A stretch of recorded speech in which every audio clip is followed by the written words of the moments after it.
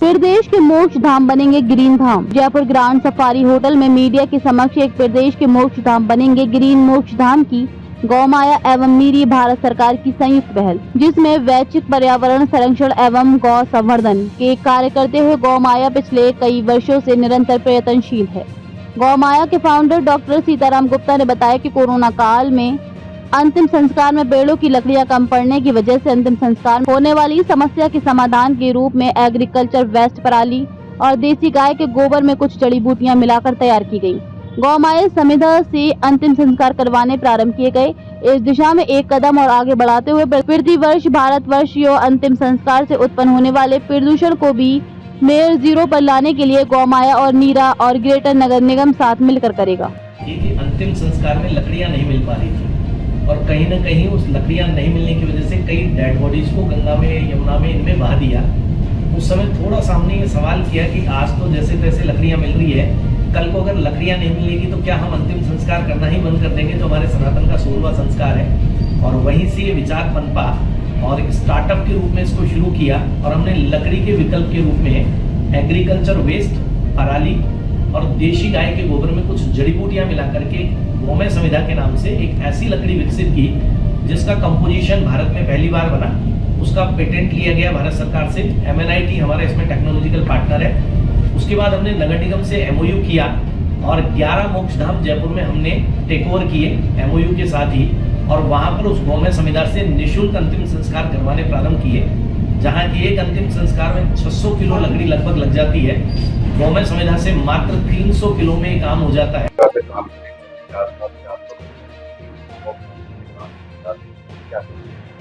मुख्य उद्देश्य हमारा सर है, अभी ग्लोबल वार्मिंग की यदि हम लोग बात करते हैं, पूरी दुनिया इससे त्रस्त है और पर्यावरण के बिगड़ने में कहीं न कहीं एक हमारा जो संस्कृति का काम है, अंतिम संस्कार है, उसमें बहुत बड़ा योगदान ऐसा हो रहा है। पूरे भारत में अंतिम संस्कार में 90 लाख टन कार्बन डाइऑक्साइड और अन्य गैसों का उत्सर्जन होता है प्रति वर्ष। उसको नेट जीरो पे कैसे ला सके, मुख्य उद्देश्य, इसके लिए हम लोग काम करते हैं। जयपुर नगर निगम जो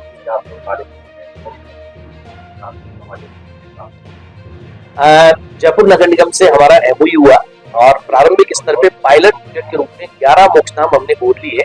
वहां पर धीरे धीरे समाजों को हमने साथ लिया। एक मोक्ष धाम को, एक समाज को 20 साल के लिए हम लोग लीज पे दिलवा रहे हैं और उन समाजों के साथ मिलकर के इन मोक्ष धामों की स्थितियां अच्छी सुधर सके और जो मूलभूत सुविधाएं हैं वो लोगों को वहां पर मिल सके। और गौमय संविदा जो हम प्रोवाइड करवा रहे हैं वो निःशुल्क सभी को उपलब्ध हो सके, इसके लिए हम निरंतर प्रयास हैं।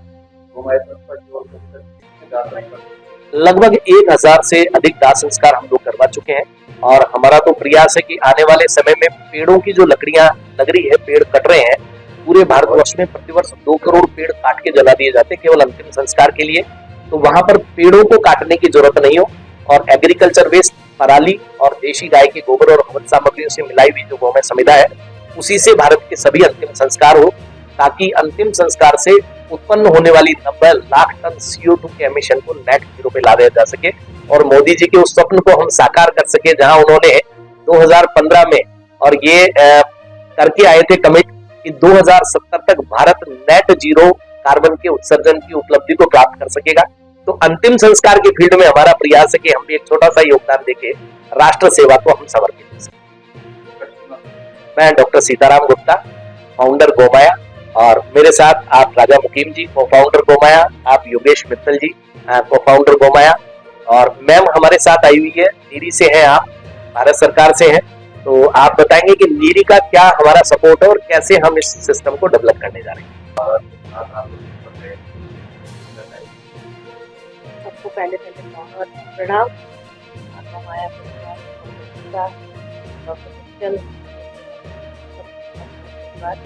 हम एक्चुअली बहुत दिनों से काम कर रहे हैं क्रेमेटोरिया, जो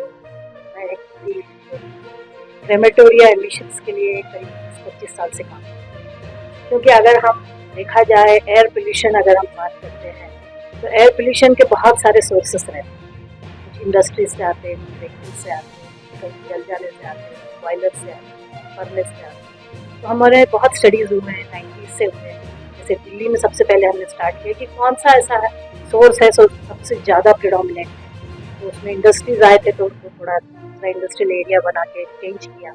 व्हीकल्स है, तो वैसे सब अगर हम सारे सोर्सेस को इकट्ठा करेंगे तो इवन क्रेमेटोरिया जो एक मोक्षधाम जो निगम बोध घाट है उसमें 100 से ज्यादा एक दिन में चल, तो वैसे करीब करीब 200 से 300 मोक्षधाम है। तो आप सोच सकते हैं उसका टोटल कंट्रीब्यूशन अगर दिल्ली में देखा गया तो करीब करीब 1% तक जा रहा है। तो है काफी ज्यादा कंट्रीब्यूशन। और हम लोगों ने आसपास भी मॉनिटरिंग किया कि ये जो मोक्षधाम है अगर इसमें 100 जल रहे एक दिन में, कोविड के टाइम में तो बहुत जले, एक दिन में अगर 100 जल रहे हैं तो उसका जो कॉन्सेंट्रेशन डस्ट का रहता है, CO2, तो डिफरेंट एयर पोल्यूटेंट्स के बहुत बढ़ जाते हैं जो नामक से CPCB नामक से भी ज़्यादा आ जाते हैं। तो there is a need to develop, एक नीड है वहाँ पे उसको कंट्रोल करने के लिए। तो इस हिसाब से हम लोगों ने शुरू किया, हमारे खुद के CSIR फंड से शुरू किया और हम लोगों ने निगम बोध घाट में एक सिस्टम लगाया। ये सिस्टम ऐसा है, अब देखो गवर्नमेंट ने तो बहुत सारे सिस्टम्स बनाए। गवर्नमेंट बोलती है अब इलेक्ट्रिक फर्नेस यूज करो, गैस फर्नेस है दिल्ली में, इलेक्ट्रिक फर्नेस है, गैस फर्नेस है, लेकिन वहाँ जाता नहीं है। हमारे बहुत सारे एथनिक इश्यूज हैं, ये कल्चर है, हम लोग अवॉइड करते हैं, डोंट गो।